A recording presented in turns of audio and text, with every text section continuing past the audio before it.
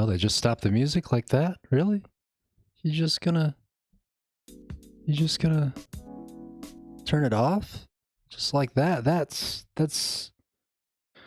really strange, but hey, that's what we do here at One Frog 9 channel. How's it going, folks? It's Sunday, and it's a random time to go live. I figured, why not?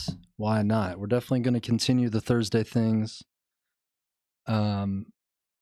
So please check us out Thursdays at 11 a.m. Eastern. But yeah, I don't know. I want to play some Halo, hang out for a bit, talk to you folks. Make sure y'all are doing good out there. Yeah, I was kind of thinking maybe y'all are somewhere. Maybe some of y'all are wondering, like, why does this channel exist? What exactly is the point here? And maybe you've looked through some of the about or some of my other various social platforms, websites, what have you. If you're looking at it now, it's probably Twitch, YouTube, potentially Facebook. And if you are here, I much appreciate your support, your love. But you know, I hope I've done a good job of explaining it in some of the things I've written up. But just to kind of drive it home, I'm here to combine the things that I think are important, the things that I love on this channel, this platform. You know, that includes politics, abolition. You know, I'm not much of an economist, but I understand abolition and anti-racism enough to kind of, I think, bring those issues to this channel, so that more and more people can learn, and so that we can think of ways to affect change. So, and again, I'm combining that with things that I also enjoy: food, art, games. Obviously, last week we did look at some a recipe by Marcus Samuelson for just basic, just a basic traditional Ethiopian dish called tibs. And you have injera, you know, and it's the big kind of on a big platter, and it's on a piece of bread called injera. It's kind of like a fermented sourdough. I've had that dish a couple times here in the where I live. We have an Ethiopian restaurant, and my partner and I had been probably once or twice before the pandemic. So, yeah. And so, yeah, that's the kind of stuff I want to keep bringing to this channel, so that you, you know, if you like to just see straight gameplay for 4 or 5 hours, you know, we're kind of working up to that. I don't know if that's going to be the total focus of this channel, because I want to just keep it shifting and changing throughout the whole stream process. Every stream, I wanted to just, I don't know, my goal is to just bring all this stuff together in an interesting and entertaining way. And you know, you have the chat here. You're more than welcome to pop in there and say what is up. I do not mind at all. I don't mind at all. So yeah. And again, this is a project for me that I don't know when it's going to end. So I'm just going to keep marching every week on it. I'm definitely going to go live a little more randomly throughout the week. What's up, Broken Monkey? How is life? Like them Pikachus there, right there. Yeah, man, I hope you're doing good. But yeah, I'm just kind of chit-chatting, talking about why my channel exists. Just wanted to start off with that. And, you know, like, it's just bringing the things I think are important, that I love: art, food, gaming, abolition, all that. And I was also getting to, I do have a Patreon set up, so if y'all at any point, you know, it doesn't have to be right now, doesn't have to be this month, this week, or even this year, but if at some point, any point, you decide that, hey, you know what, throw on One Frog 9, just a little bit of cash, on a recurring monthly basis, it might not be a bad idea. Hey, and I wouldn't blame you because it's not. We have a whole bunch of tiers and a whole bunch of benefits. You number one, you get shout outs on my streams here. Um, you getting that warm and fuzzy feeling of just general support, making sure that me and my partner we're getting a little more grocery money, a little bit extra gas money, um, things to do what we need to do to keep this kind of stuff rolling. You can also get special Discord perks, like a special Discord role. I'm still fleshing out the Discord and all that there, but um, and obviously beyond all that, you get the early access. You even get one-on-one access with me, um, and I'll even help you try to solve your problems. You know, for a we can negotiate something, and if you need help, hit me up, and we'll try to make it work. But yeah, that's that plug. I also got a friend of mine doing these. He's doing a sticker project. So if you got some like designs or ideas, they'll help you out with that. I'm working towards getting some designs myself for my channel, and these are super like. Uh, I think this guy's given a lot of value to the customers, to folks who want stickers and want to support their friends, the channels they like. You can get a set and it's going to come in one of these little envelopes. I did do a video about this the other day, a real kind of quick one, but it all got dropped. I don't know what that was about. That was kind of annoying. But so these are just examples of things, and yeah, and he also does this vinyl stuff. So he was kind enough to just send this to me, no charge, just to demonstrate what this is, and all this comes from the. Let me pull this one over here. Nope, that's not it. That one is it right there. The Cord Cast or Die Custom Sticker Shop. You know, this is print on demand, so yeah, it's you know through Streamlabs you can get a 3-inch sticker. Excuse me, you can get a 3x3 sticker for $10. And this right here, I got my ruler here. Give me 1 second. This one side is 3 inches. This is actually, let me turn it over.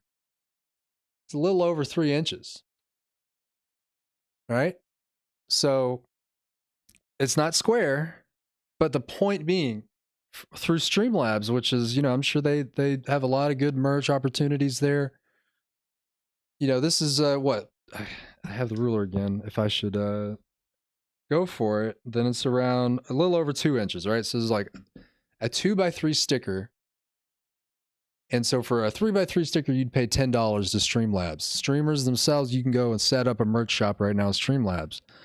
But if you take a minute and think about it, you get, this is 1, 2, 3, 4, 5, 6, 7, 8, 9, 10. This is 10 stickers. I've seen him, you know, work with other streamers, and they have 12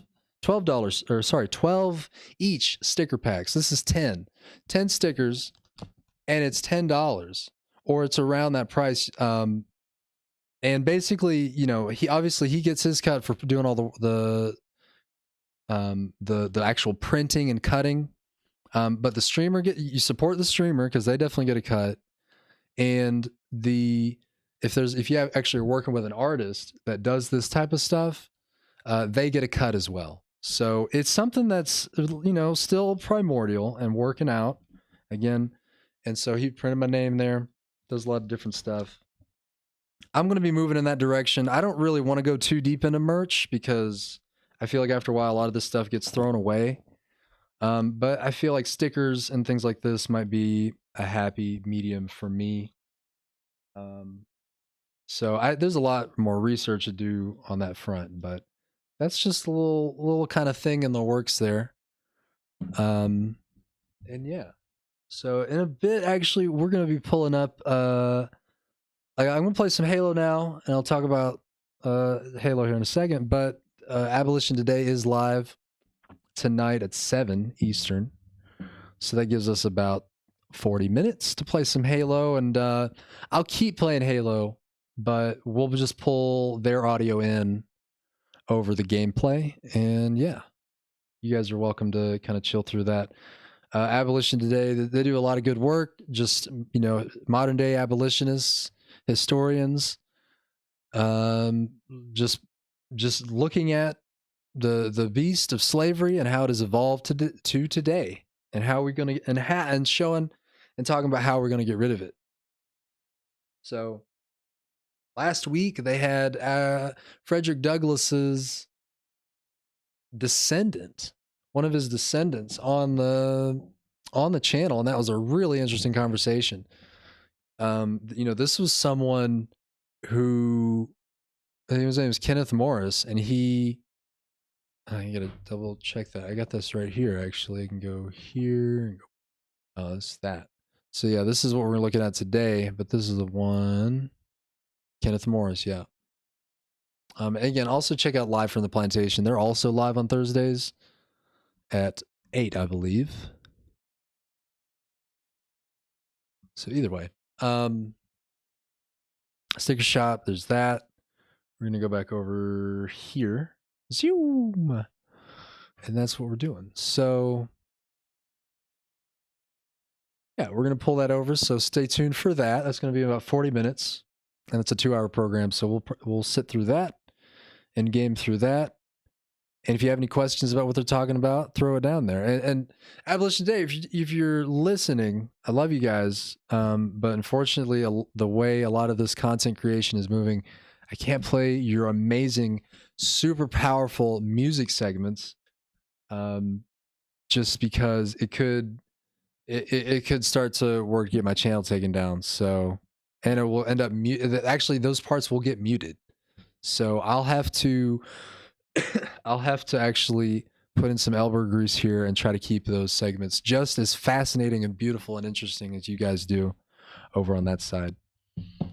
So yeah, we'll but that, to you, the viewer, and anybody, viewer, non-viewer, sentient, non-sentient, celestial, non-celestial, manifest and unmanifested beings, if you're here and you want to check out that music segment, which I highly recommend you do, because they shake it up every week, and there's a couple of them.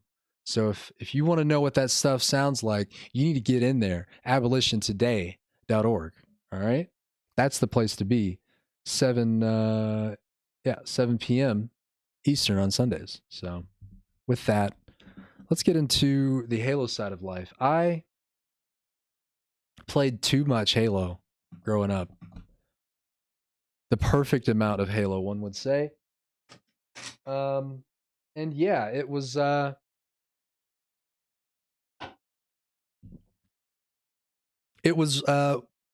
we'd go in this in my family's messy garage. We'd set up some TVs. We'd go to like the thrift store and get just some really cheap TVs. And I just had 2 ultimately, but for like actually LAN parties and stuff. Anyway, getting ahead of myself. We would get TVs, set them up in the garage, and we would have, another friend bring his Xbox over, and we'd play Halo, man. And it was just like, that was it. Playing Halo in middle school. I don't know, Broken Monkey, if you're still there. Yo, what's up, Valeria Watson? I see you. Copyrights, thanks. Yes, appreciate your support there. Let's do a test since everybody's here. I got one for Twitch, and there might be one. Oh no, I got to do this. Oh no, wait. Is gonna do restream, and then I'm waiting for one from the Nightbot. Thanks for checking out the. Oh, that's the Facebook side. Cool. You're on the Facebook side. But I'm trying to get one to pop up on the YouTube. There it is. The alias. It does not exist. Oh, it won't let me put. Okay. More tweaking. We're not going to get into that. I'm just trying to configure commands for the YouTube side. You can do that through Nightbot. But Nightbot didn't like that. Well, Nightbot, you've done a good job. Not really. And, a lot of this stuff with computers, they're just as smart as the folks using them half the time. Most of the time. Generally all the time. So, which is like kind of getting less true, because if you think about it, there's like all these programs and algorithms and bots Moving on. Nice. Goat Golf Watch. Goat Golf. So the goat is golfing. Excellent. Yeah, I know. Since Tiger Woods is, on rehabilitation, we're going to need to get the goat. This is the goat's opportunity right now to get in there and take over the goat golfing market. So apparently, a friend of mine texted me and said, the week ahead is going to be yours. Love. Little heart emoji. Love. Enjoy it. Well, I appreciate that kind word, friend. I appreciate the kind words. Friend. I'm about to text you on stream because even though I should not. Oh well, let's play some Halo. Oh well, let's play some Halo. Cool. What is this saying here? I got Goat Golf Watch. You got a lot for sale in a golf community. Some whole ball conversation. I don't know. That sounds rude. That doesn't sound very professional, if you know what I mean. And I think you do. No, that sounds great. Sell that lot or something, do what you got to do. It is a very, very, I don't know. I'm done saying whatever that sentence is because it was just probably about to be random stream bullshit. So, good times. Again, shout out to you if you're hanging out. We still got about half an hour-ish until the next thing happens. And then after that, the next thing's going to happen. So let's just start with what we got. Not competitive, because no one ever logs in on competitive. Like right now, if I click competitive, like Team Battle Rifle. Let's do Team Slayer. I'll just do Team Slayer. We'll sit here forever and ever and ever, and then that is what it's going to be. Also, by the way, you see, if you're on the Twitch side, you see there's some links. amendthe13th.org is one of those links. Super cool, super abolition-y organization. So while Abolition Today and the folks there, they're going to be bringing a lot of news and stuff like that. But they're focusing on the legal constructs of slavery and how we can take it out. Whoa, did we just matchmake a game? Wow. And they're all controllers. I'm about to get put in a corner, man. Put in a really bad corner. Again, either way, Men the 13th, they do one of their big projects is AIM, which is the Autonomous Infrastructure Mission. So that starts with things like closed circuit economics, emergency response networks, food security. Really important, I think. And I'm going to run down here and get this shotgun. See if anybody's going to stop me. No, this is not looking good so far. Oh, I died. Take that shotgun there, bruh. No, he got punched.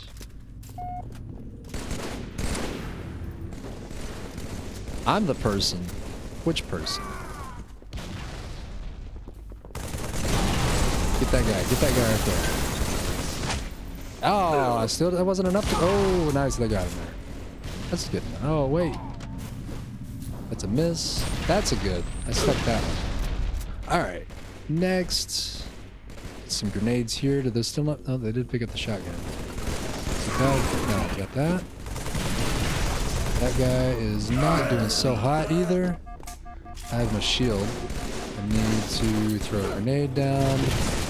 Throw another grenade. No stick. I got plasma. plasma.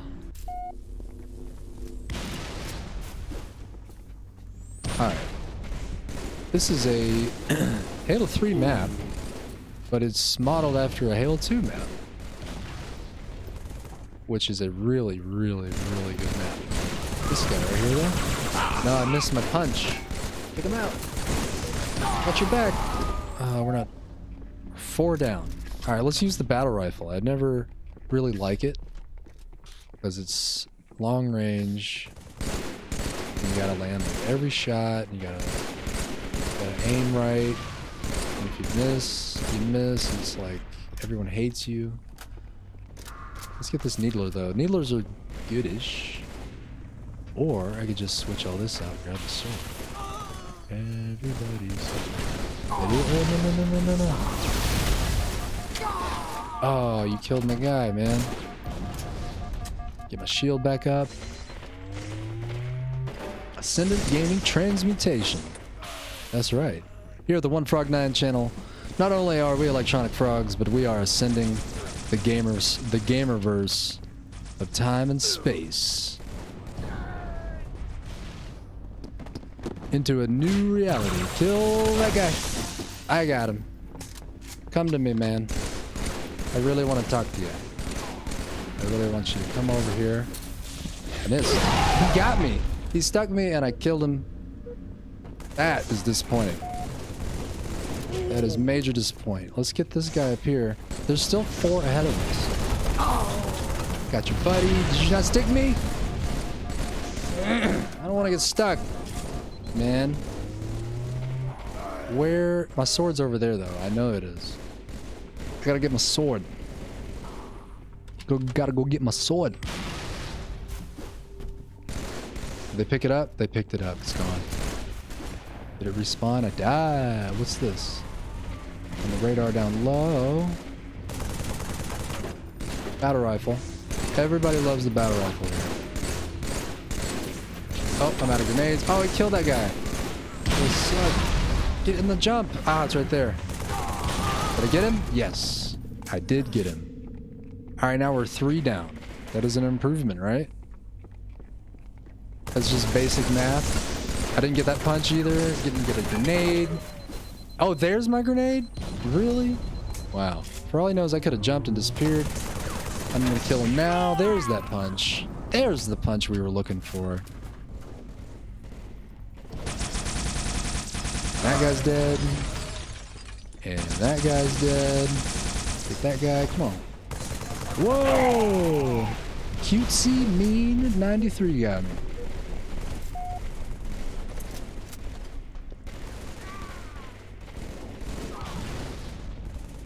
I got grenades though. Yeah! Oh, almost stuck that guy though. I did kill the kill because he was low on health. That's how that works. No shield, no health. This is not equal good time. Oh, that guy's dead. But I didn't get it. It wasn't mine. No shotgun. Not mine. We all walked into that, didn't we? Oh, now we're down by 5 again. That's not good. No sword.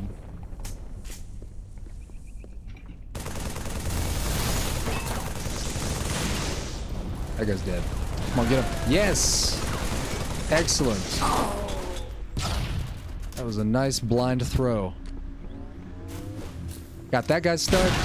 Nice. Oh, man. I need to mark some of this. That's really good. I like that stuff. You know, go to here. Click on that. Go to that. That. Nice. Alright, where's this guy?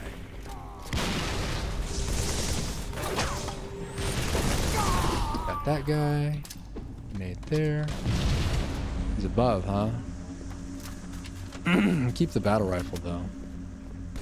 Okay. Let's go over here.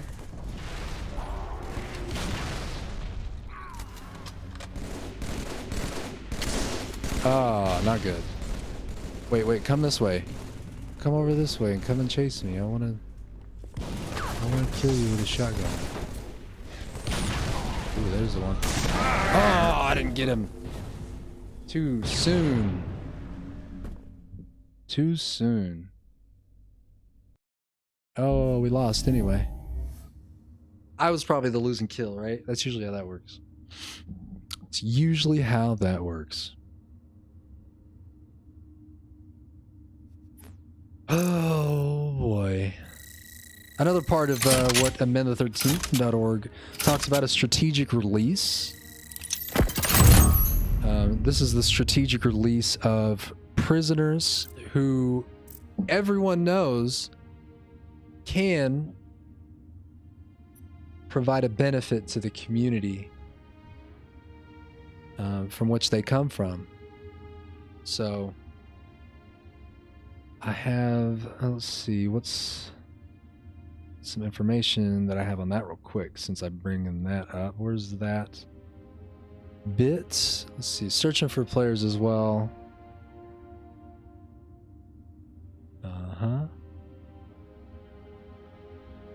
We demand strategic release. Strategic release will serve as a blueprint for the expansion of restorative justice initiatives and act as a viable alternative to the maintenance of the traditional carceral state. Now, this means strategic release will serve to undermine the prison industrial slave complex at the point of criminalization in our communities.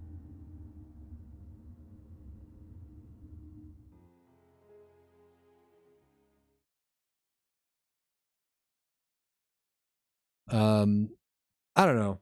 It's that simple. Just there's a lot of people that are in prison that don't need to be. And I don't really see a reason why we shouldn't be letting them go, so that they can get to the business of supporting their communities, especially at these times. And you know, just the,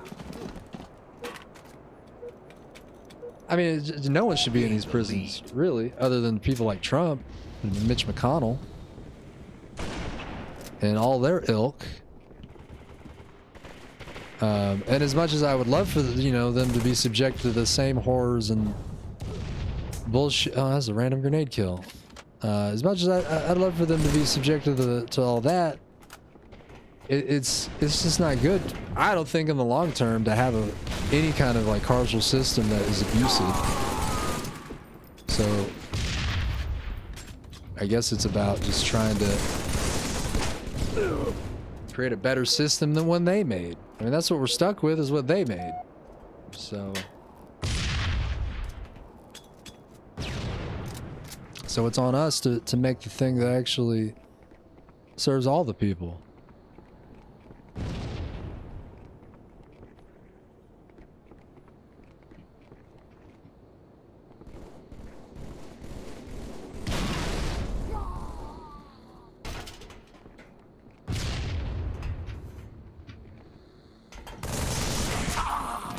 Oh, nice headshot there. I think so. So again, if you're just tuning in, I'm here hanging out. I'm on Frog9. Usually I don't stream on Sundays, but I do have a set schedule to stream on Thursdays at 11 a.m. Eastern. I hate the battle rifle. I really do. It's like you got to be really quick with the shots. Okay, I'm only going to use the battle rifle now because I have to figure it out. One of these days. I mean, Halo's only been out almost 20 years, right? Oh, they're up high.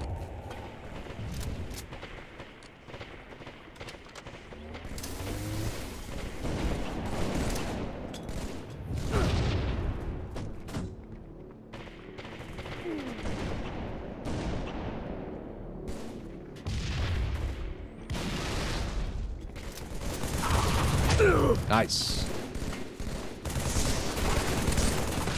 Ooh, back shots all day, man, and I lost on that guy. I didn't get enough shot on him there. Moving around too much, man. Nothing off of that, really? Oh, I wanted to get down there.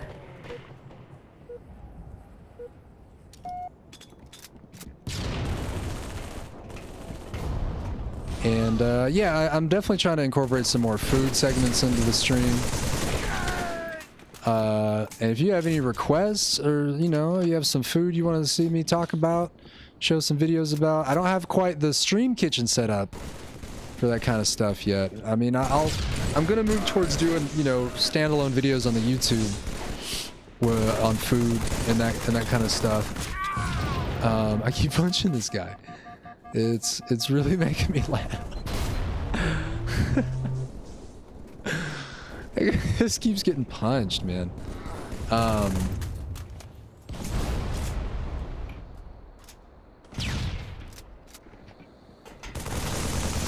Oh, you didn't? Oh, you got me. That's not cool. I'm learning that jump though. I saw that on the YouTube, on that there YouTube. Yo, give me that there. Yo, man, give me that sword, man. I want that sword, man. Give me that sword, man.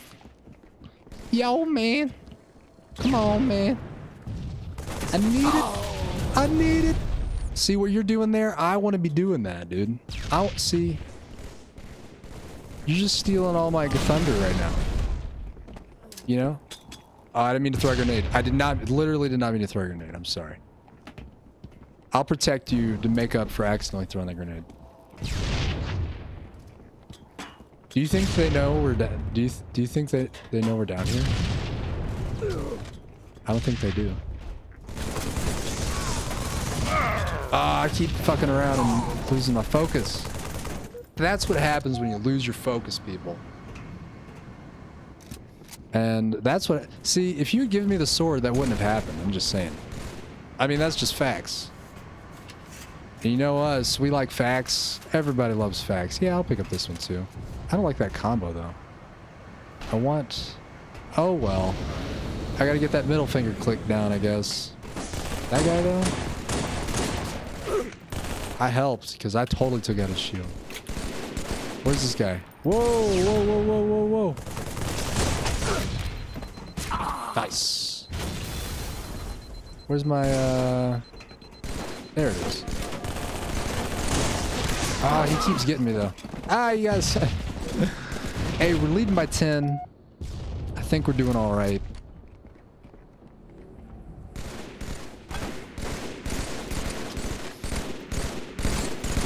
You know, this is a really good level. I like this. This is clearly Lockout.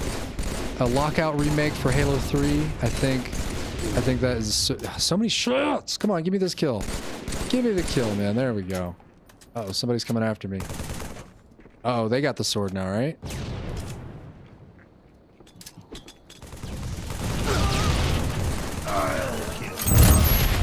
Oh, they didn't give me that.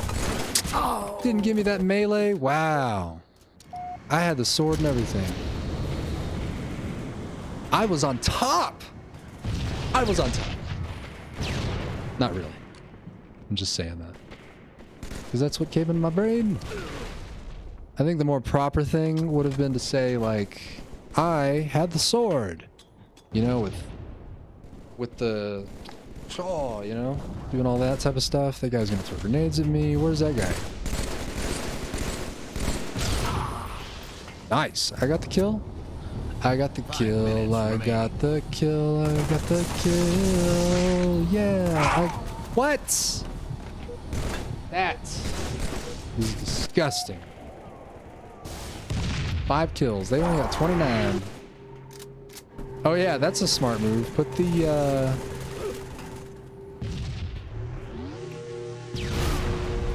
oh, that's not a good. You gotta jump earlier. You gotta put that there. Oh, that was a miss. Yo, what is up, dude?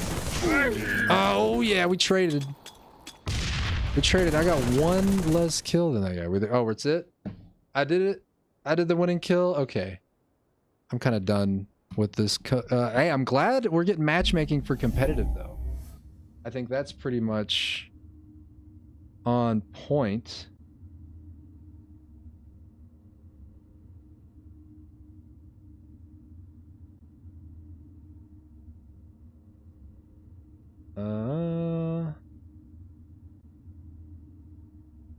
That's it. That's it for that. let's check this here. So this should be good to go, right? Upcoming Vermont. All right, yeah. 16 minutes till that show starts. That's fine. Cool, cool, cool. How's it going out there? Who's out there? If you're out there, I wanna know. And if you don't want to respond because you're driving and you shouldn't be watching my stream while you're driving, which I hope no one's doing. But if you're for some reason unable to hit in the chat some like random emojis, some random goodness, you know, from your heart, that's fine. I have no problem. But if you can, show me some love. And even if you're in another time, space-time dimension portal of thought and existence, i.e. you're not watching this live, but you're watching it, I appreciate you. It's true. Because, you know, I don't know. This is a grand experiment I'm trying to pull here, and I'm still in competitive. Okay. I forgot to turn it off, but here we go again.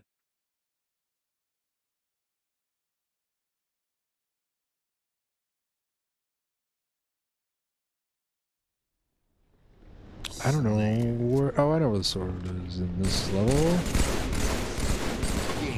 Right in here.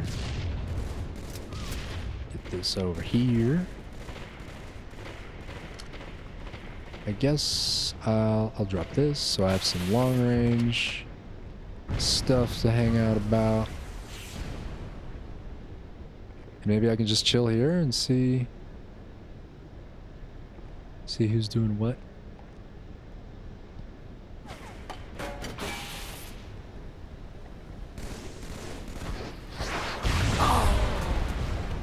Alright, that guy was trying to come for the sword. There's a lot of lunge on this sword.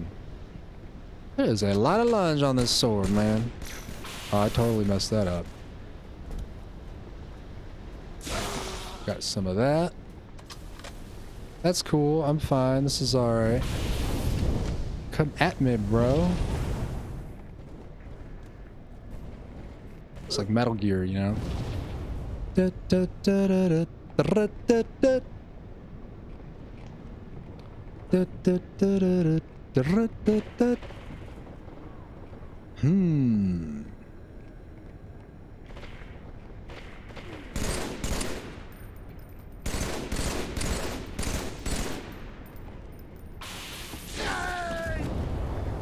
I got you, you thought you had me, but you didn't really have me, because I got you. That's what it says to me. I got you. Pew! That guy died. That was a real simple bait and switch, you know? Classic textbook bait and switch. Saying like, oh, I'm just here alone walking around. I'm really scared. No one better come and get me. Oh, that guy got killed. Where's this guy? All roads lead to Rome of death. Oh, that guy. Did he pull switchy on me? He pulled a little switchy. Where you at? They're up there. We're doing 6-2. Holy cow. How about this guy? Is he ready to party? I think so. Oh, these people are like, sir, sir, sir.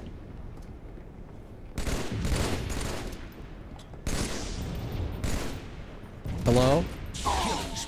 Yeah, okay. That was, that's how that goes. Yo, what's up? How are you? So nice to meet you. Hope you're doing fine. Yeah, okay. See ya. Bye.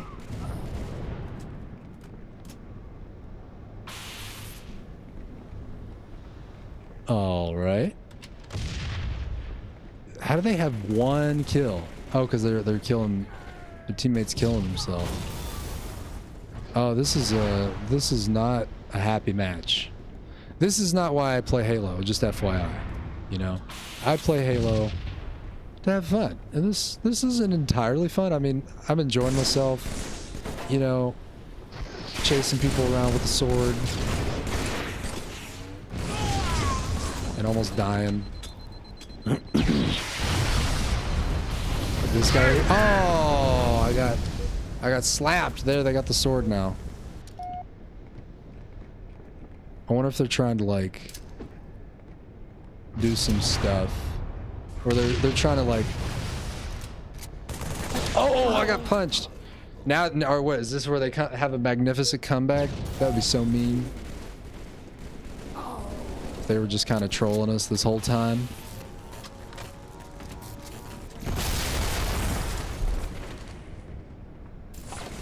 Whoa, whoa, whoa, who's shooting me?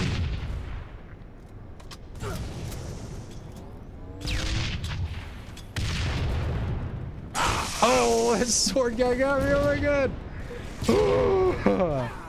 That's not nice. I don't like it.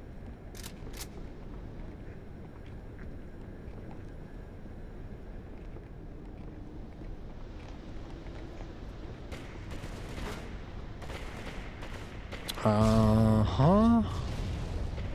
Uh-huh. Oh, I got a kill. Wow. That. Oh no, turn it off. Oh, is this the sword? This is the sword. I can't believe I got that kill though.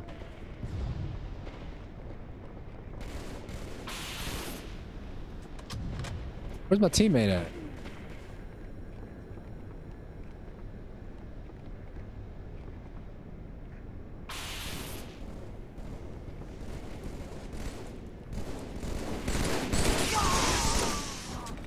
Uh-oh. Uh-oh, the shark got him in the water. Oh no. Dun dun dun dun. Hey, there's a new sword too. This is another evolution of the sword right here, you know? You know what I mean, man? Jimmy boy! Jimbo! Where are you? Oh, you're over there. Oh dear. Well, I'm gonna run. Cause I don't wanna die. I don't wanna die. Song, hey, I don't wanna die. No, I don't wanna die. Today, I don't wanna die right now. I know I don't got a free kill. Gonna kill Dark Knight. Hey, another free kill. Double kill. Yeah. Singing along, and that guy's fucked. That guy is fucked. Hey, he's down and dead. Woo! That's what I said. Yeah. Come on down. I'll sing a little song with my sword. Throw it on your brain. Oh, did I miss that? Man, I missed that. That was a big no bueno. Where'd they go? The other way? They went the other way? Okay. This is a very unfortunate match. It's no, you know, the people demand better. You know, like more equal, balanced people playing. This is a massacre. This isn't Halo. You know, that's who wants to see this? I don't want to see this. Man, I don't want to do this to these people. You know, they're just, I mean, they're getting the BR skills up. That's cool. And my kill got stoled.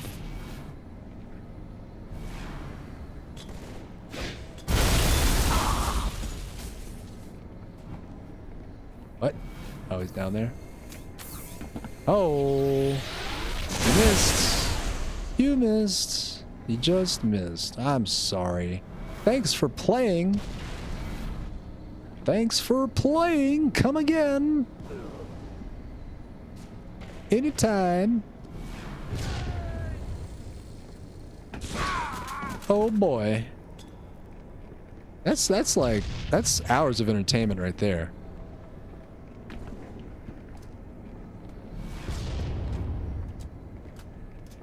That is many, many hours of high quality goodness. Oh, they see the sword there?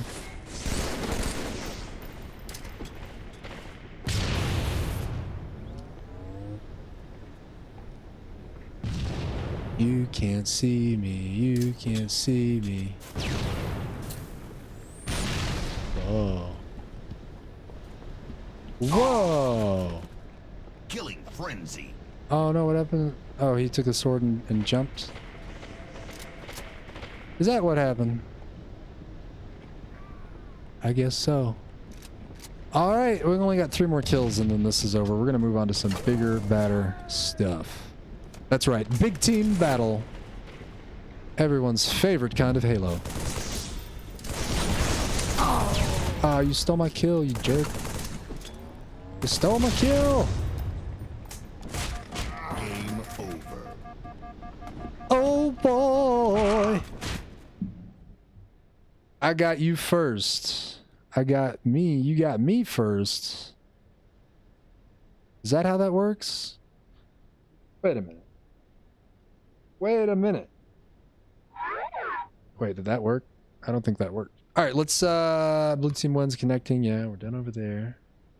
That work? Let's do this. Hey, I like it. I like it. All right, now we're gonna back out. So I have Abolition Today. It is up, and it should come through at any time here, any minute at all. And that's right, folks. I'm OneFrog9, and I'm here hanging out, playing some Halo, showing you, the people, what's happening in the world as best as I can. I'm no newsman, but I've watched a little bit of news in my life. And, you know, all I can do is try to emulate that stuff as best as I can. So, you know, do what you can, support me if you feel so inclined. Hit those likes and subscribes. You know, don't forget to do that. If you're having fun here, do the follow, do the share, tell your friends, tell your mama, your daddy, your aunt, your uncle that you can get all kinds of good stuff here if you hang out. I'm gonna get some designs set for all this. Thank you so much. Appreciate it there, Pirate Queen Indigo Cat. Where you going? Oh no! What was that? What is this? Hold on.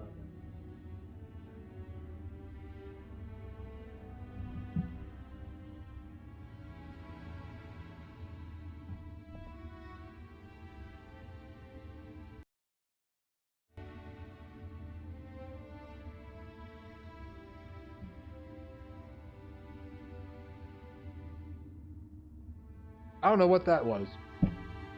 I don't know what happened there. But it was delicious. It was delicious. Excellent.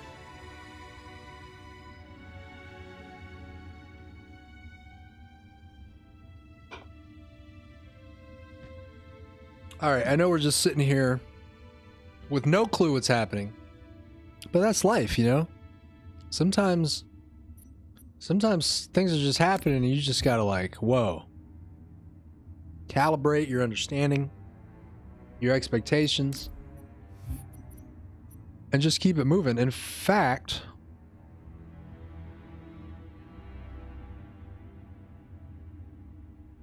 what are we gonna do? What are we gonna do? What are we gonna do? We got a million different options here.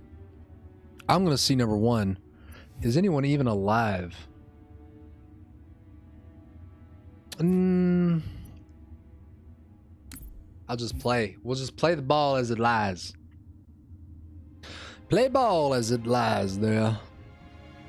Cool. Abolition Today should be starting up in about 2 minutes. Less than. Again, they're going to be looking at Vermont, the grandfather of all exception clauses. This is Season 2, Episode 9. On this last day of Black History Month, our guest is Mark Hughes, the activist behind Vermont's campaign to end constitutional slavery in their state. Proposal 2. Mark is the executive director of Vermont Racial Justice Alliance and Justice for All. He is also a state operations representative for the Abolish Slavery National Network. As always, we'll have music, poetry, a masterclass on modern constitutional slavery abolition, updates on the national movement, and we'll bring the ancestors' words to life with our Bridging the Gap segment. So yeah, that's coming up here very soon. And while that's rolling in the auditory side of your brain, we're going to be running the visuals here just with a little bit of Halo running over on top of that there. Let's do some driving. What do you think, folks? Come on down. We're going to capture the flag. That is right. We're going to get on in there and capture it.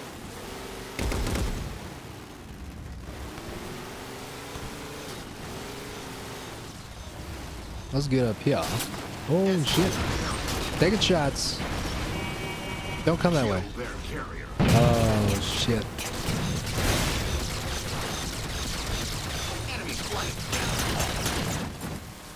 Come on now.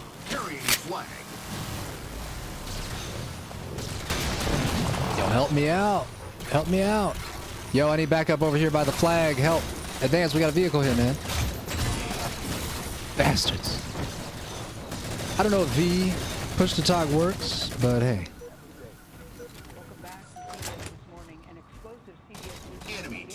Oh, here it is.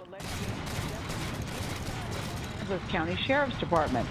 Our investigation found these deputies are allegedly encouraged to shoot people as part of their initiation. The California Attorney General launched a civil rights investigation into these claims last month. Maria Elena Salinas spoke exclusively with several deputies who claims these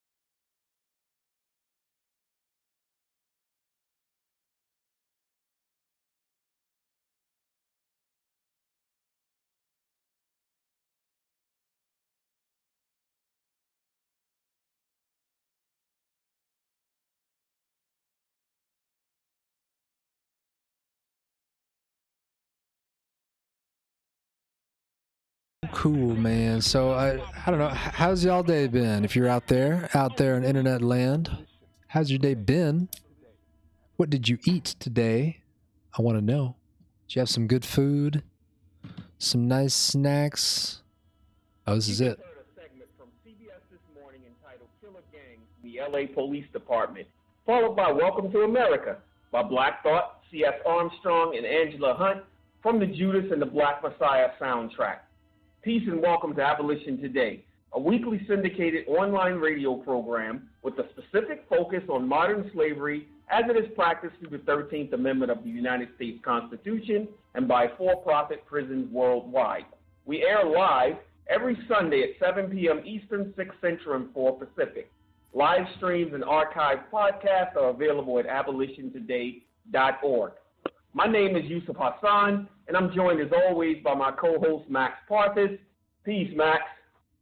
Peace, Brother Yusuf. I'm here at the Paul Cuffey Abolitionist Center in Sumter, South Carolina, streaming live with you.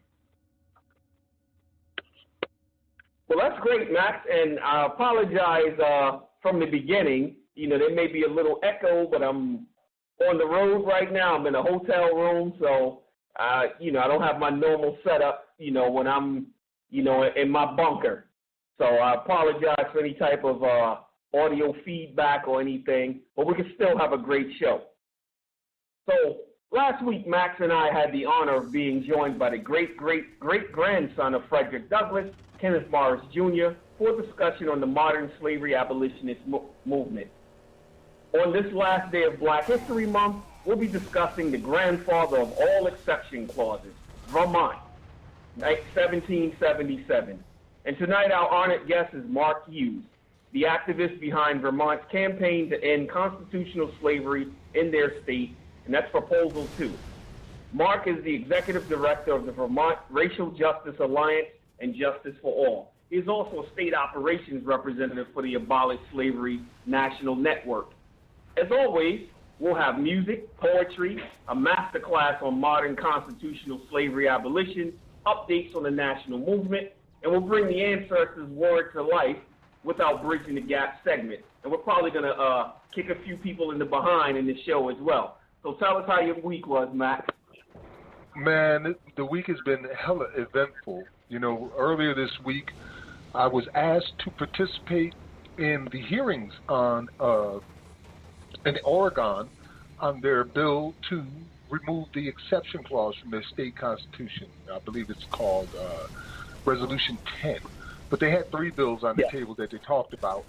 One was about the 13th Amendment, the repealing and replacing that. That was a memorial. And then they had the resolution, which was to end the slavery in Oregon. And then the third one was SB 571, which would give Oregonian inmates voting rights while they are incarcerated, which I thought was groundbreaking and awesome. So I didn't get to testify. We ran out of time, unfortunately, but I'm okay with that because I got to witness history as all these senators, 2 secretaries of state, organizers and activists all came together to talk about how and why they wanted to end slavery in Oregon. It was just amazing to see. So that happened in the early part of the week, and then we also had a very new release of one of the first mini documentaries that's coming out about the abolished slavery movement. And this one is called The End of Slavery.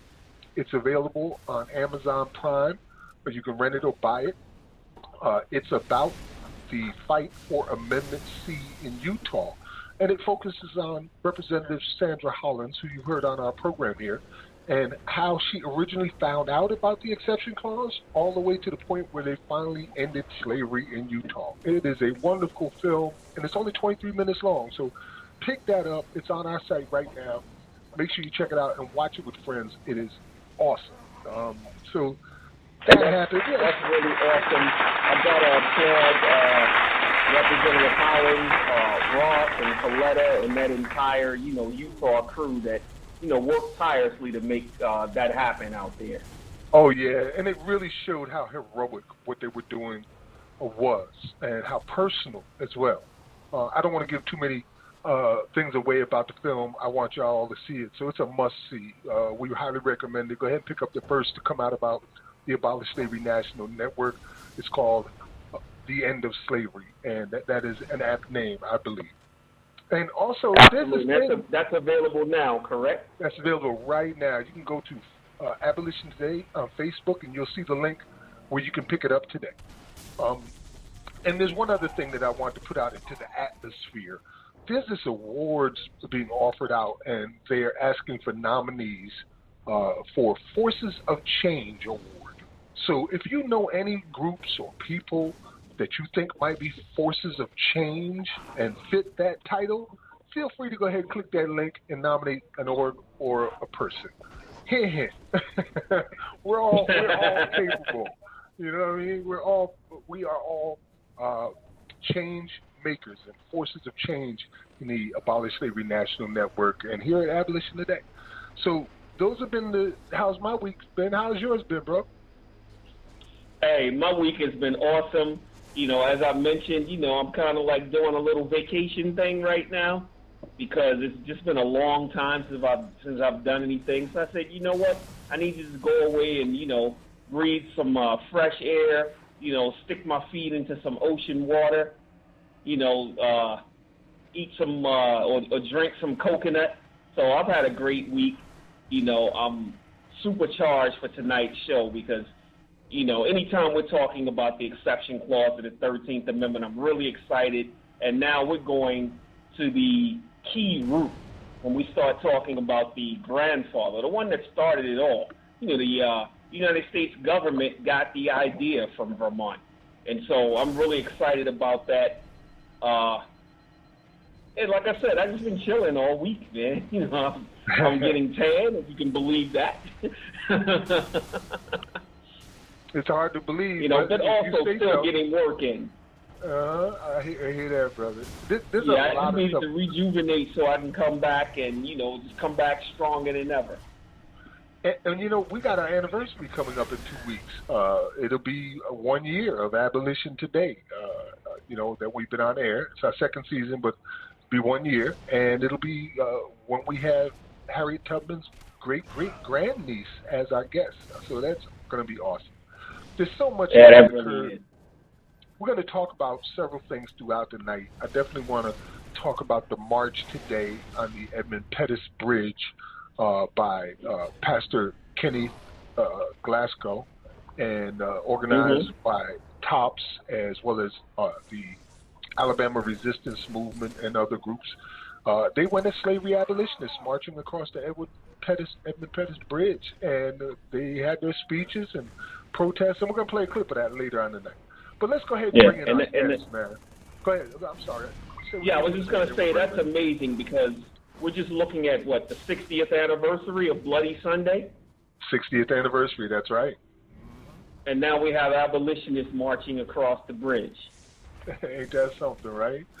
And, Brother Kenny is Al Sharpton's brother. He's also one of our state operation team members. So that's awesome. He's working on Mississippi, Florida, and Alabama right now to get them their legislation to end slavery. So that's and awesome. Georgia as well, correct? In Georgia as well, yes. In Georgia as well. So shout out to Pastor Kenny. So let's go ahead and bring in our guest. He's another brother and absolutely member of the Abolish Slavery National Network. Mark Hughes is the executive director of the Vermont Racial Justice Alliance and Justice for All. He is also a state operations representative for the Abolish Slavery National Network, and we've got him here today. I think this is him at 8222. Mark, is that you? Hey, you got me. We finally got what's going on, Mark? Today. Welcome to the program, brother. Good to hear y'all's voices. I am so happy to be with you. All this good work y'all are doing, and glad to talk about the grandfather of all exception clauses, right here in the grandfather. State. Tell us a little bit about yourself. Let's start there, and then I want you to actually read to them what this whack-ass, crazy, medieval Constitution says that started the whole war. Like, for some reason, all of a sudden, they were like, that's a good damn idea. We should all use it. So, tell us a little bit about Would you call it again? Can you say that again? Medieval. Yeah, Whack-ass medieval constitution. Yeah, I've been here for a dozen years or so. I'm a retired Army officer, and I've lived in different places across the United States, and came here in about, I think it was 2009, working cybersecurity at the time, and only started the real work about maybe 6 or 7 years ago. Max, you wrote something not too long ago. You wrote this. I know you wrote it. It says, Vermont is Ferguson. Yes, Vermont is Ferguson. Mm-hmm. You wrote that. That's right. You wrote yes. that. You said Vermont is Ferguson, right? So I read that, and it was interesting because I actually stepped back from cyber during Ferguson. When I saw a brother laying in the street for 4 hours, and turned and I said, we need to look into this. And basically created this organization and started to work here in the state of Vermont. And Justice for All grew into the Alliance. And originally the work was just focused squarely on policing, just taking a look at, policing here. And I didn't really know how problematic Vermont was at the time. I just knew that I wanted to be involved in this work because it was, I was impacted by what I saw, and I had never and I'm ashamed to say it in a way, but here I am, 40 years old at the time, and 45. But at the time, I was kind of like just trying to figure life out, and I guess I didn't have a grip.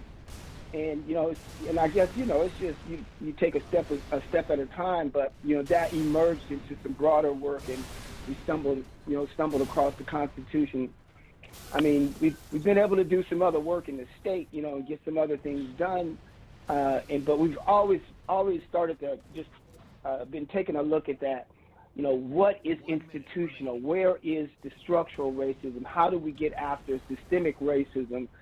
And it wasn't long before we stumbled across this Constitution. And I will read it to you. Let me see if I can pull this up. This is what it says.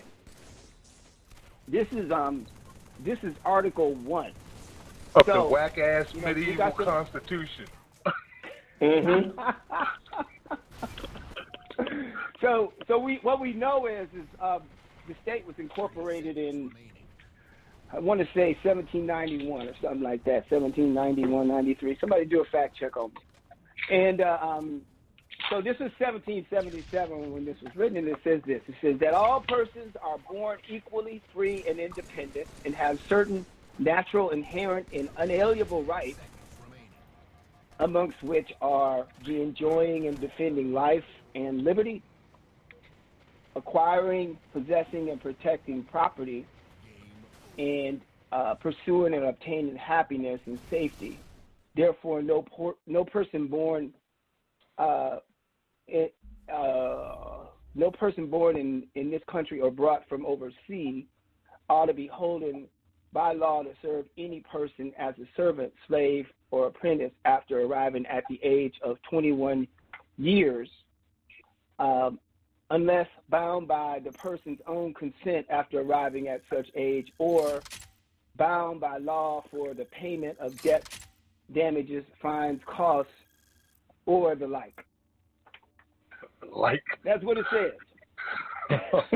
Dude, I've been feeding on that for years. Ever since I found out, I was like, you could be enslaved with the like? Like, what the hell is the like? Still haven't figured it out.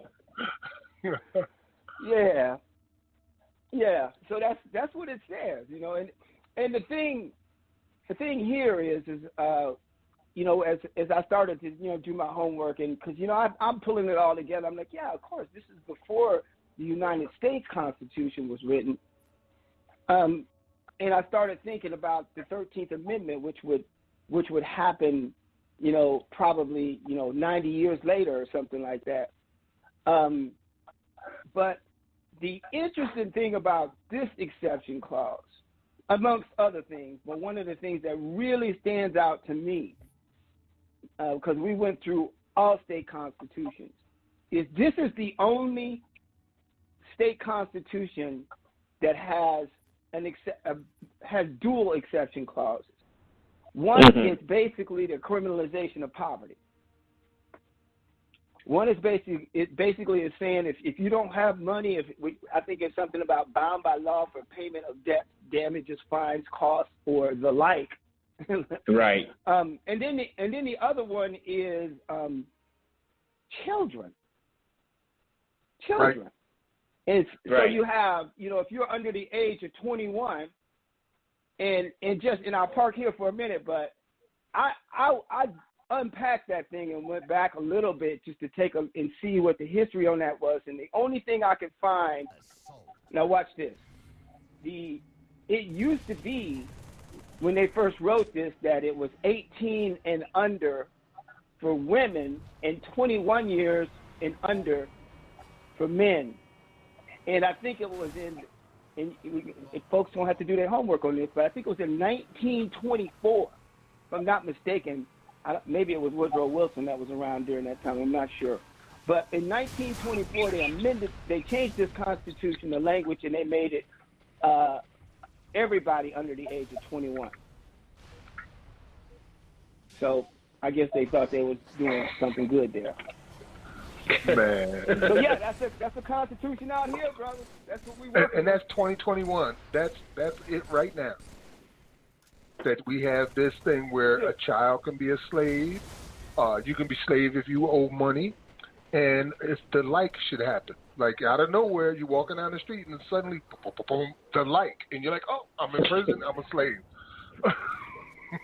Right. Well, we're in motion though. We're in motion because most states you have you've got a very, very complex process to amend the Constitution, and here, just like many other states, you've got to take this thing through both chambers, and then you got to do it again the next time session comes back in, and then it will go to obviously the national statewide referendum where it's on the ballot. So we have moved this here in the state of Vermont through the Senate and the House.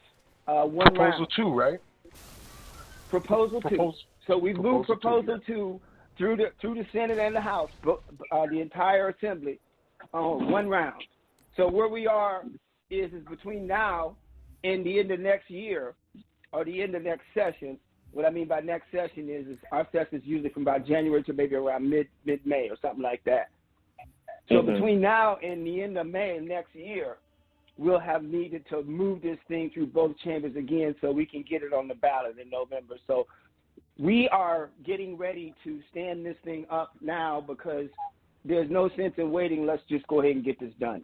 So we're gonna start the push to get this thing moving. So we got a lot of things in play, and you will be hearing from us. So those of you who are in Vermont right now, just so you know, you will be hearing from us because it's time to go ahead. There's no reason for us to wait any longer. I think the interesting thing about this is we have a handful of statewide elected officials, and we also have 180 legislators. The vast majority of the folks that we began to speak to at the onset of this process, these folks who take an oath to this document, had no idea that the language even existed. They didn't know it was there. So that kind of speaks volumes because, everybody's taking an oath. We've been doing this for 243 years. Right. And folks don't know. In fact, one of the claims to fame that we have as a state, and all you got to do is pick up a book. All you got to do is just get on the internet and do a search and say, do it right now. I challenge you, whoever's listening. Just go ahead and get in front of you. You already got your device in your hand. Type in the first state to abolish slavery, and it'll tell you that Vermont is the first state to abolish slavery. And that, my friend, is a lie. Lie. That's Right. a straight up lie. Outright lie. Straight up lie. Somebody say lie. You know why they lying? So, You want answers. I want the truth. You can't handle the truth. you can't handle the truth. That's it. That's it. It's a lie.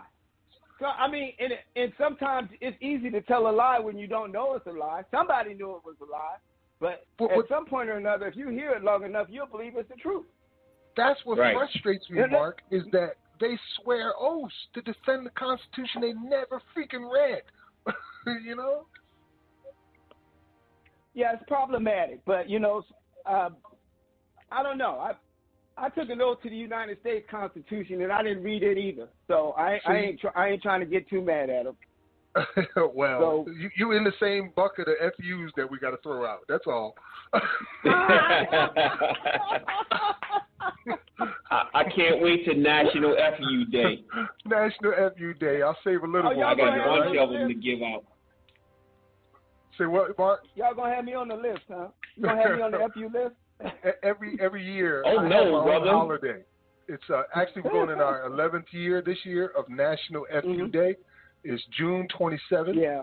And on June 27th, you can say FU to anybody you want, all you want. And they're supposed to accept it and throw back a few of their own. And if you got a list of people you want to say FU, go ahead and get it out there. Get it off your chest. I don't know. That sounds too much like Black History Month, where we gotta wait 11 months to do our thing. You know, I mean, if I'm gonna say FU to somebody, I'm gonna do it 365 days a year. Hey, listen, there's something else you're Look doing out. too. You're expanding your reach. I know that you were just doing Vermont, right? When you found out Vermont was like that, let's handle this problem. But then you met these crazy ass people like me and the Abolish Slavery National Network, and since then you're beginning to work with Maine as well now, right? That's correct. We're beginning to unearth some stuff up there. We'll have to keep shaking and see what falls out of that. And I've got my home state is Iowa, and it's bad out there. Because when you're looking at this thing, sometimes if you really think about it, all you got to do is think about the state of the state, and you start peeling the onion. And what do I mean by the state of the state? Let's just talk about incarceration rate. Okay, let's talk about states that push back on the expansion of Social Security coverage. Let's talk about. I mean, you start thinking about, when you start looking at I'll name them: Iowa, Wisconsin, Minnesota, Jersey. You got us out here. There's always there's certain states that you just want to look at anyway. You have these white states. Sometimes you wonder why they're so white. There's that too. And people used to ask me all the time, why do you think Vermont is so white? And when this all started to come together, I said, 50 or 100 years ago, if I knew that this state could actually enslave my children, I wouldn't want to come here either. So I mean. Yeah, so we're looking up in Maine. We're looking at a couple other states, but as we still trying to unpack this here, because there's a lot more to this than it even looks like. I mean, I'm thinking about, okay, for example, we use private prisons here in the state, so not only are we, are a state that has slavery. But we don't have enough space to put our people that we enslaved. So we're contributing to the private prison industry. Now here's another one for you. You're also involved in human trafficking. Well, that is human trafficking. You're sending prisoners out of state. Bodies and moving them down to Mississippi. Yeah, right. That is human trafficking. Michigan and all of that. Yep. I mean, that sounds like textbook human trafficking to me, because you're selling their labor. But anyway, there's something else. Have you ever heard of jail prison? Jail prison? Mm-hmm. Is that like you ever heard inside the ocean? No, I haven't heard of jail prison. think about the United States. Think about the United States. So last time I was watching, we had like 2.3 million people incarcerated. 25% of the planet's incarcerated people here, where we are only like 5% of the planet, the 5% of the world, the land of the free, the home of the brave. We got 25%. Right. Okay. How that broke out was, if I recall, and help me out on these numbers, I believe that somewhere about maybe 800,000 people were in prisons, well, in local jails. Somewhere around like I think it's like 1.3 million people were in state prisons or something like that, and then another maybe a couple 100,000 were in federal prison or something like that. So, and we talk about how this whole pre-sentencing thing, because the 13th Amendment says for a duly convicted crime. So if you're not duly convicted, generally speaking, you're not in a quote-unquote prison. You're probably in a local jail. And then if you break the numbers out of that, those 800,000, probably about 60% of those, or maybe 500,000 people haven't even been convicted of a crime. They haven't even seen a judge, right? And usually that's because they don't have enough money to get out. And typically that's somewhere in the area of probably less than a couple $1,000. So that's why they're locked up. Now, watch this. We don't have jails in Vermont. We do not have jails in Vermont. No jails in Vermont. Everything is a state prison. If you get arrested in Vermont, you may be held temporarily in a holding facility for maybe 24, 48 hours. After that, you are going to prison. And that what that means is that you are incarcerated, or you are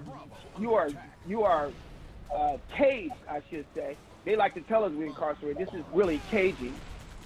So you are caged in the same manner that a convicted murderer is, in the same conditions. You might even be in the same cell. Welcome to in Vermont. That's exactly what they said in the song. And you could be one of those people that in any other state, you would be in a local jail. And also, you might even be under the same conditions. You're in prison because you don't have $2,000. Right. Welcome to Vermont. Welcome to So let me ask you a That question. is why we're abolishing slavery here. Mark, let me ask you a question as a follow-up to that. So when Vermont started doing private prisons back in, I think it was during the Clinton era, am I correct? I couldn't answer that question. I think it was during the Clinton era when Vermont first started doing them. So was the primary purpose to house non-sentenced inmates, so to speak, in other states? I know they were sending them to Michigan, to Mississippi, Kentucky, to, I guess, bypass any type of lawsuits for housing them in state prisons as opposed to just regular county jails. You know what? I love to talk about what I know about. I got you. But this ain't one of them. But I would say this though, that what I do know is that the people that are going from here to Mississippi now, and it used to be, I think, Kentucky and maybe Michigan. Now I know, and I do believe that there is a contract. I know that there's a contract in place in Mississippi, and at some point or another, we had upwards of about 265 people down there, and I know that number has come down. But that is a prison, right, that those people are sent to. So that kind of flies in the face of that analysis a little bit, and I don't even know, quite frankly, because once you get into the system, the visibility that we have on the demographics of folks in there are catch as catch can. We have higher visibility than we've had before, but I don't think we sliced it and diced it like that. I've often wondered, are we sending people out of state that have not been tried? Right, and see, that was basically my question. Mm-hmm. they haven't even fallen under the purview of the exception clause. And so it's clearly a violation of their constitutional rights. And it would clearly violate, the interstate compacts. Even when it starts talking about the the Sumner's Ashers Act, of transporting goods, because in this case the goods are human beings, transporting them across state lines for profit, because they're sending them down to Tallahatchie County jail or prison, and they're known to house people from all over the country: Wisconsin, Colorado, Hawaii, Wyoming, California, and they're sending them down there to put them to work on these farms, and they haven't even been sentenced. Well, we have our own farms. We got a couple work camps up here, and we also have our own correctional industry. So just like most other states, that whole correctional industries piece plugs in here. Vermont Correctional Industries, you go to prison. I'm not saying jail, because we don't have one.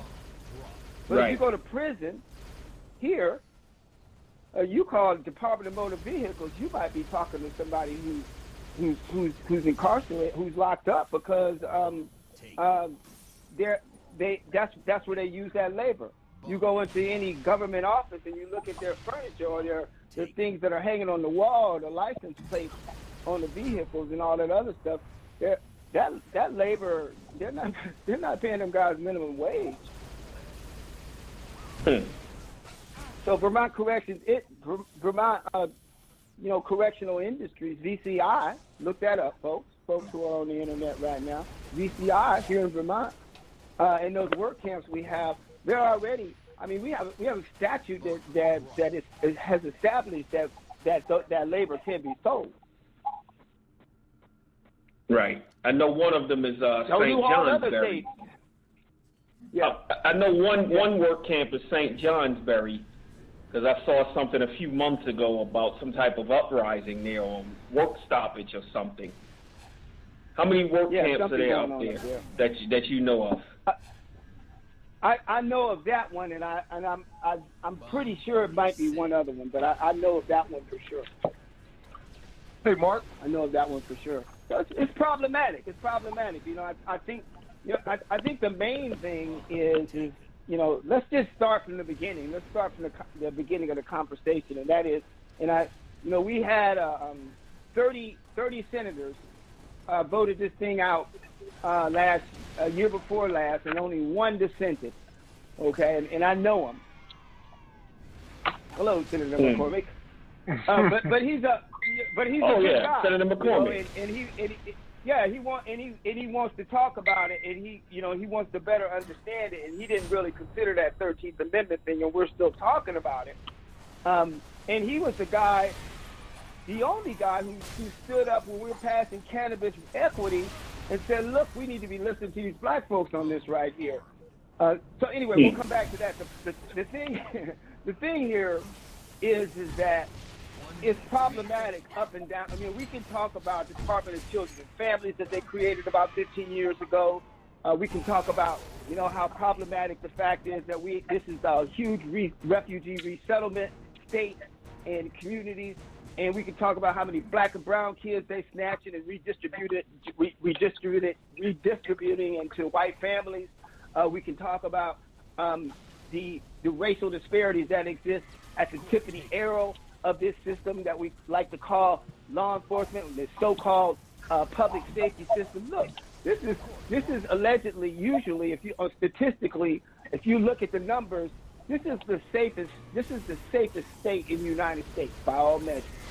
You can take your wallet downtown and leave it on the street and come back and get it the next day. But this state has 79 police agencies. Mm-hmm. And we've been looking at the numbers, racial disparities and race traffic stop and use of force. Use of force in the city that I live in, Burlington, Vermont, the biggest city in Vermont, thriving metropolis of 42,000 people. This city right here, the use of force against black folks went from 18 to 20 to now 25% over the last 3 years. What do I mean by 25%? 25% of all force used against people in a city where it's only about 8% of us here are black. 25% of all force used is against black people, and it's usually you got a gun pointed at you. So there ain't but like 3 black people in the whole state. Yep, me and my cousin. No, I'm just kidding. but so it's a larger issue. But but abolish is a conversation that we gotta have. It doesn't make any sense as well where we got 1.4% of the population is black, but 11% of the prison is. That don't make no sense. So it's some work to be done, and we're chipping away at it. And I think that if we're going to take this thing down from the foundation, because I think everybody ought to be tired of trying to skim off the top. If we're going to take this thing down from the foundation, we got to ask ourselves one question: do we want to be a state? Do we want to be a state that says morally that slavery is okay? In fact, do we want to be a nation?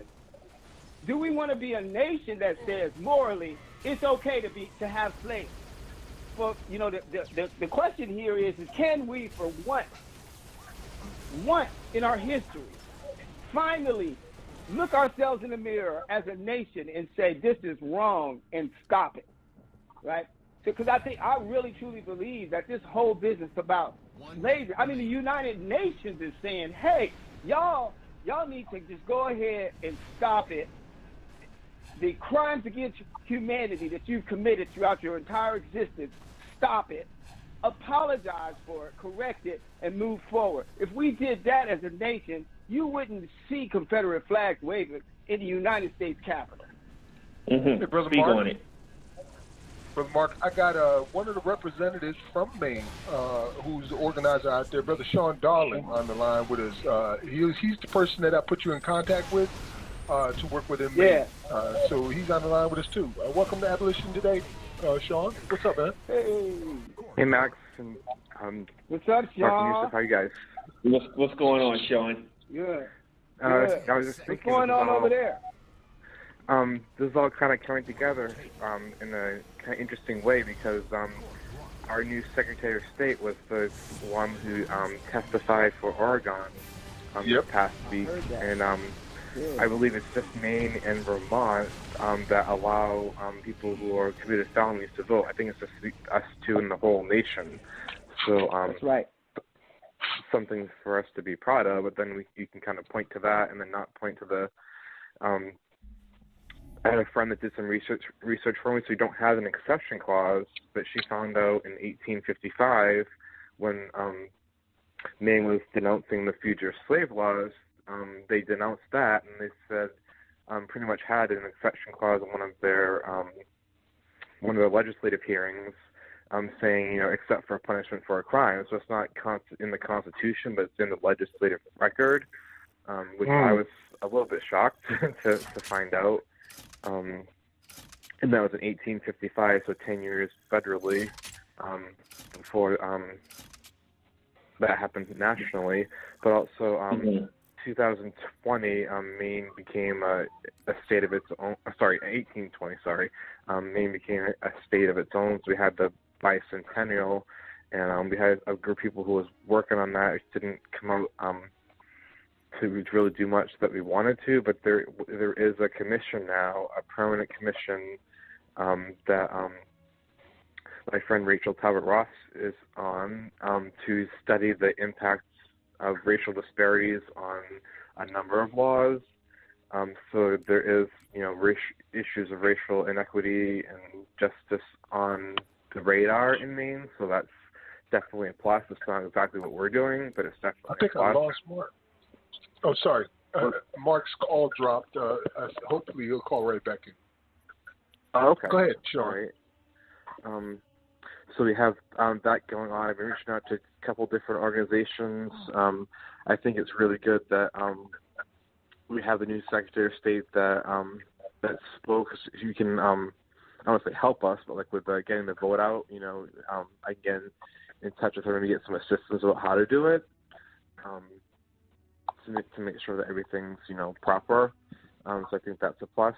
I think what else.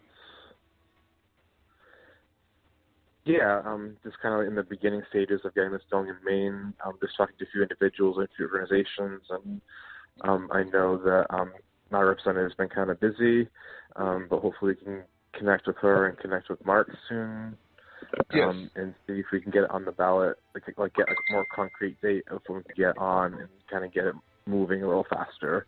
So right now, kind of in like the preliminary stages, but just kind of making connections. And Mark, are you back? I am. I had to just drop off a little bit. It's just a fat finger. Well, listen, make sure you and Sean get together, man, because Maine and Vermont is stronger than Maine or Vermont alone. And with you two having that in common, that you're the only ones that allow people to vote, that's something to build on right from there. We can continue to finish what our ancestors started. We got about 15 minutes left, Mark. I want to make sure that we get across all the points that we need to cover tonight, because you're coming up on your legislative period right now. And we want to make sure that we get ahead of this thing so that the right narratives are out there and they understand what's going on with the Constitution in Vermont.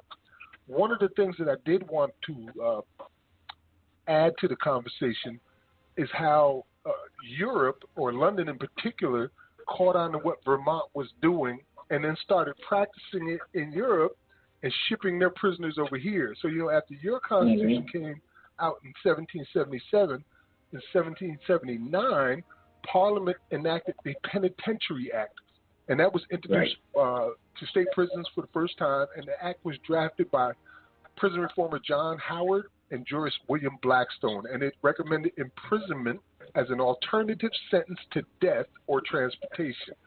And the American colonies had been used as the destination for transported English criminals, and England was building prisons in America to provide a colonizing workforce of European indentured servants, and only 2 prisons were built in London.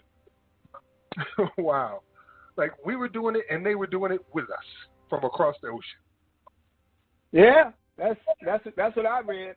And when you say, Max, that we're the grandfather of all exception clauses, we're really the grandfather of English colonial North American slavery, if you really think about it. And I want to frame it really specifically on English colonial, and I don't want to give a whole lot of attention to those words English colonial, because I think we spend too much time talking about that. If you go back to a little bit further, you'll find out that this whole English thing was nonsense too, because they stole everything they had too.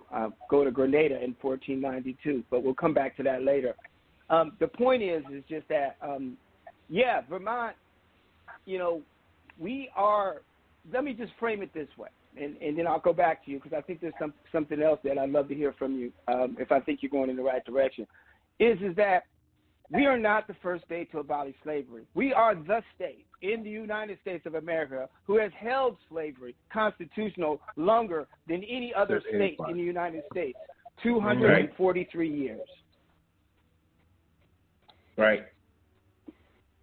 All while pretending to be the exact opposite. Skullduggery. That's what I call it. Skullduggery. Yes, a number of historians have since come out and said much the same thing. I was reading an article a couple days ago, and it came from Professor Harvey Amani Whitfield. Are you familiar with him? I am. Yeah, he sat in on one of our panels. He wrote the whole about what is it? The Truth About Slavery, 1777 to something book. I have it on my bookshelf right here. Yes, he talked about the same things you're saying, specifically about how children were allowed to be legal slaves through the freaking state constitution. If you're not talking about pedophilia and prostitution of children now, what are you talking about? Because why else would you be doing that, right? So he wanted that. A lot of your peers are also speaking out on it. I'm proud of Vermont. You guys are kicking ass and taking names, especially you, brothers. Do your thing. So thank you so much. I want to give a shout out to some of the other folks that are doing the work and some of the folks that are making a difference. And I wanted to also tell you, Sean, that our Secretary of State, Jim Condos, is pretty sharp guy, and I'm pretty sure that he'd want to circle around with y'all folks up there too. So when we talk later in the week, we'll close the loop there. Thanks. Great. See, that's how slavery gets ended, just by little connections like that. You know. That's it. That's a huge connection. That's it. That's all it takes is that's what's introducing, and slavery gets ended. You want to give some shout outs to the people that are doing the work, you said? Yeah, I mean, the Racial Justice Alliance here in Vermont, Justice for All, of course, but even other organizations, who've been lifting us up. You got Disability Vermont. You got Vermont Center for Independent Living. Even folks over at the ACLU, and there have been a number of organizations that have partnered with us and that have lifted this thing up. We got 2 NAACP chapters across here. I know that there's we got the Battery Park protesters here, as well as the Black Perspective are groups. I know that they're down into this. The professional networks of people, the folks of color here in Burlington, and many other organizations across the state I know are either aware of, have been advocating for, and I know are going to help us lift this thing up and get it across the line. We're gonna we're gonna come out, starting here in March with a renewed effort to get this thing done. We don't need to wait until 2022 to get this thing across the finish line. The sooner we get it done legislatively, the sooner we can turn our attention to focus on organizing around a statewide effort to get this thing on the ballot and get people across this state of 628,000 people, to get people dialed into what this thing really means and get them leaning forward. So when they go to vote on this thing in November next year, that they will have a clear idea of exactly what they're voting for. We don't pull another Colorado, but we get it done on the first time. Awesome, brother. Awesome. What do we need to do to help you in Vermont? What can the people do? Well, what you're going to do, Matt, is you're going to be what you're going to be doing is on Thursday. You're going to join me here in the state of Vermont, because at 6 p.m.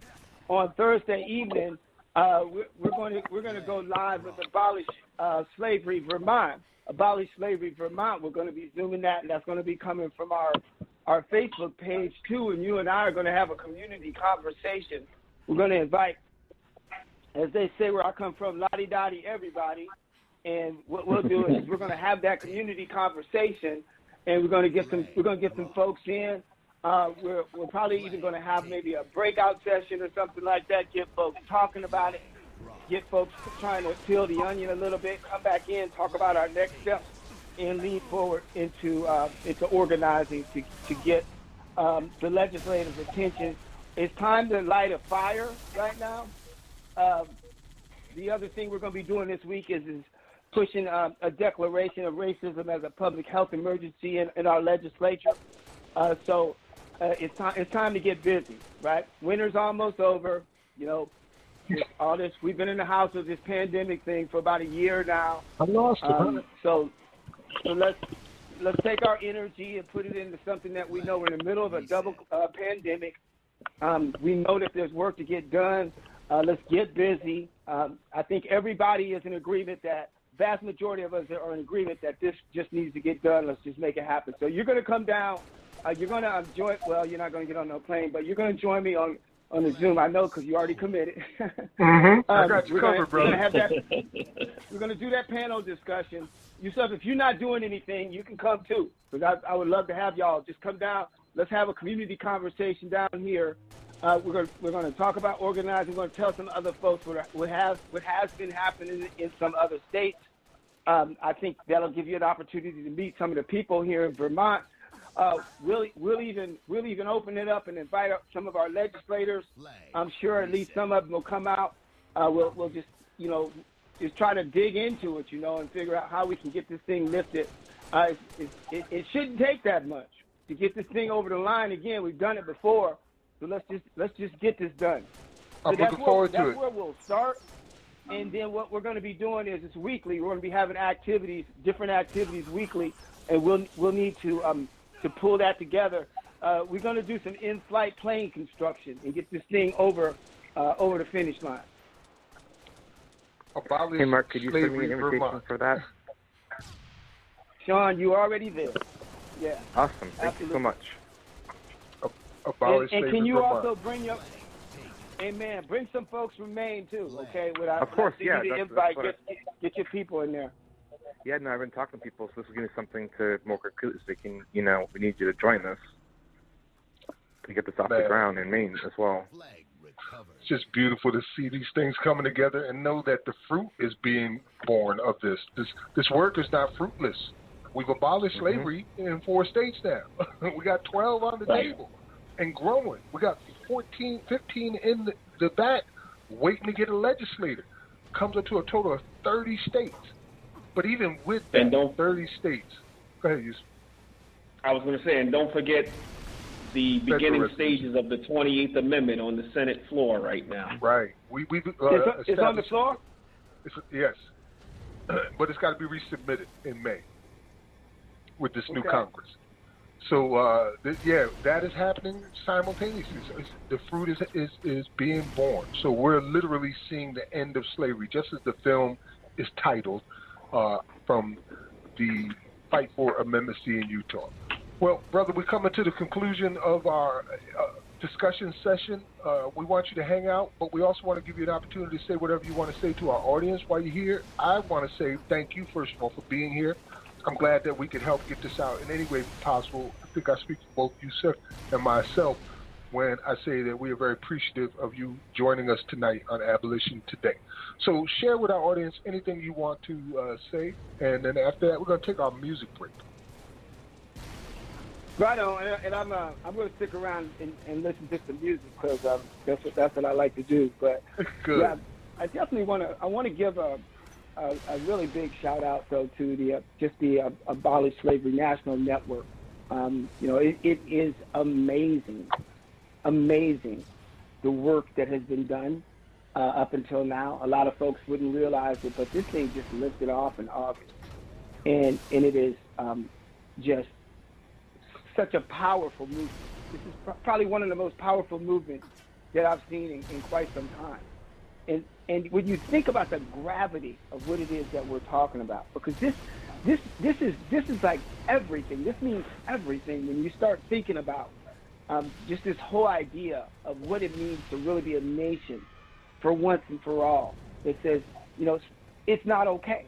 That slavery is not okay. And when you start to think about all of the things that this policy just undergirds and supports, everything from the criminalization of poverty to the capturing of our children to the killing of our brothers and sisters, everything from legalized slavery through this thing called correctional industries and more and more and more. There's so many things that's wrong with this, and I promise you that if this gets before any legislature, as we move this out, and the organizing is not very hard. In Vermont, these people are not running around here saying, oh no, we want to keep our slaves. No, that's not happening.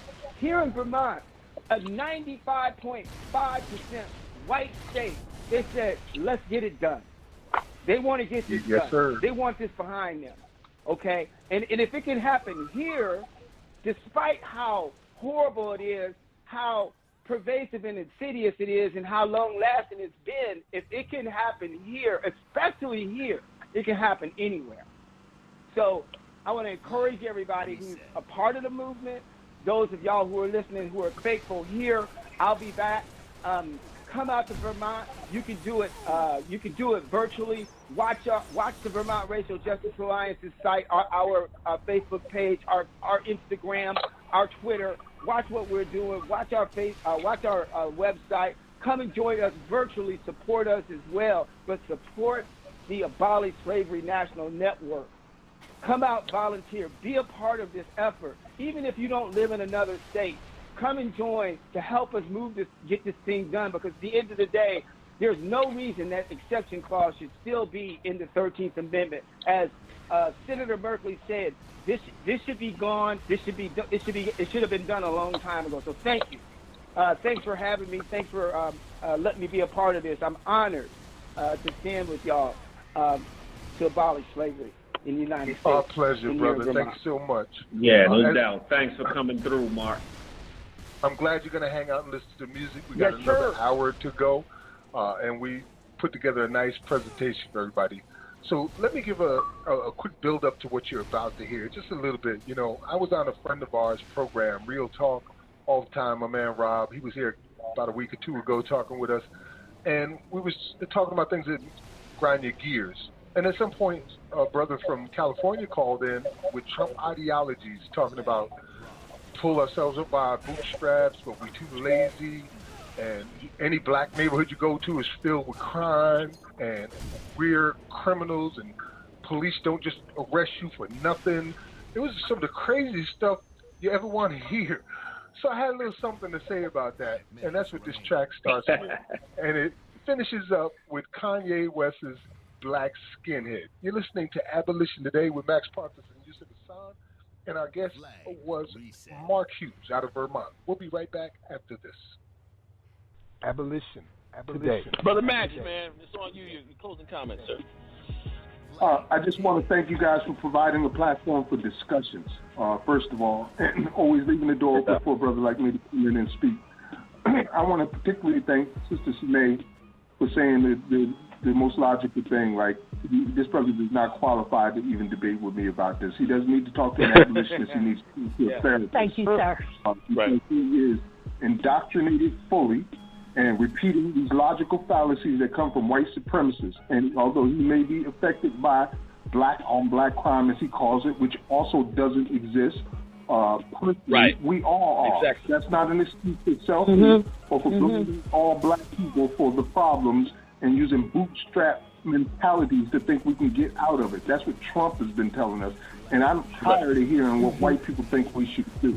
Whether it comes out of a white person's mouth or a black person's mouth, don't matter. I'm tired of hearing them tell us what we should do. So with that, I want to say thank you very much. Look out for us on March 14th. We're going to have the great-great-granddaughter of Harriet Tubman on Abolition Today. You guys going to want to be there for that. Yes. I may have to check that out. Absolutely. Yes, sir. Yeah, word up. All right. All right.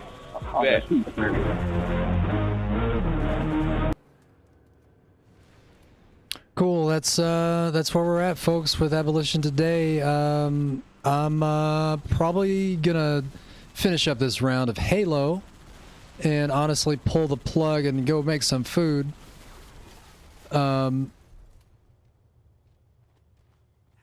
Let's see. Hopefully these guys get on the fucking program here. There we go. All right, we're looking good, man. Come on, don't fail me now. Don't let us die. Yeah, we're good. Oh, we're dead.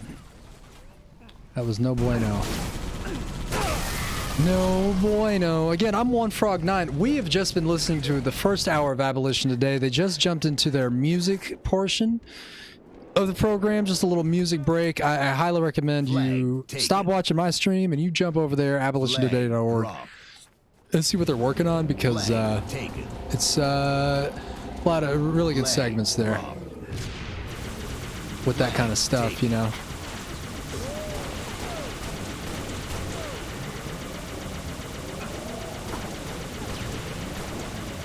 And yeah, we're also playing some Halo here. I normally stream on Thursdays at 11 a.m. And but today I just wanted to play some Halo. I usually don't schedule Halo time, but I feel like, you know, Abolition Today is doing their thing, I might as well signal boost what they're doing and move on with the world.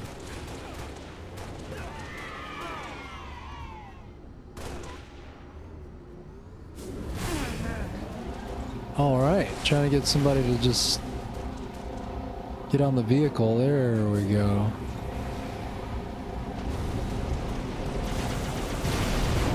Super cool. Let's get right in there, y'all. Let's get right in there, y'all. Let's do it to it. Very nice. What? Whoa! What is this? 1 minute remaining. What is this glitch? What is this glitch? Oh my god. Hey guys, can you see where I'm at right now?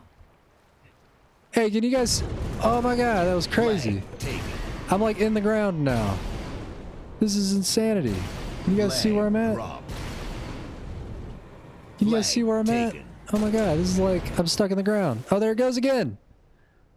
Can you guys see me? 919. Can you see 919? I'm like way the fuck out the map. No, I'm not. Oh wait. Oh. Oh, I gotta put a clip and put it in the Discord because this is what is. Ah, that's fucking crazy. Flag dropped. Flag taken. Wait, let me jump out. 10 seconds remaining. Oh my god, that's crazy. Game over. Man, my camera was like all the way in the skybox and shit. That was freaking me out. It's freaking me the fuck out. All right, well, either way, I'm done for today, folks. That's the show. Appreciate y'all hanging out. Just enjoy the rest of your week. Come find me on Thursday at 11 a.m. And yeah, we'll do some more stuff with our brains in the streamerverse. Oh man, I don't know what else to say. So that's pretty much it. I appreciate y'all hanging out with me as we do what we do, you know, hanging out here on the One Frog 9 channel. Hit me up at onefrog9@gmail if you have any recipes you want me to talk about, or if there's something you want me to kind of look into the food science and talk about how the food science aspect of the thing works. But yeah, either way, I'm out. I'm gone. I'm definitely going to be trying to do more random streams, so definitely keep your eyes out for that. But again, find me on Thursdays, y'all. And please, let's abolish slavery right here, right now, in this lifetime. We can do it. I know we can. I appreciate y'all so much. Please enjoy your life.